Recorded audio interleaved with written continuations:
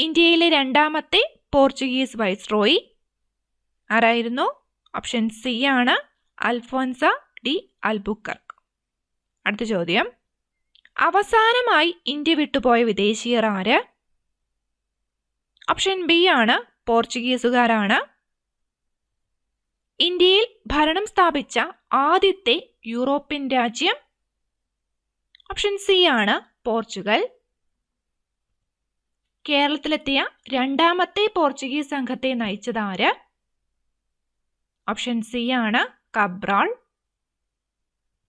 ഇന്ത്യയിൽ പോർച്ചുഗീസ് സാമ്രാജ്യത്തിന്റെ സ്ഥാപകനായി അറിയപ്പെടുന്ന വ്യക്തി? ചോദ്യം വ്യക്തമായി വായിക്കണം. ഓപ്ഷൻ എ ആണ്, അൽബുക്കർക്കാണ്. ഇന്ത്യയിൽ പോർച്ചുഗീസ് സാമ്രാജ്യത്തിന്റെ സ്ഥാപകനായി അറിയപ്പെടുന്ന വ്യക്തി അൽബുക്കർക്ക്.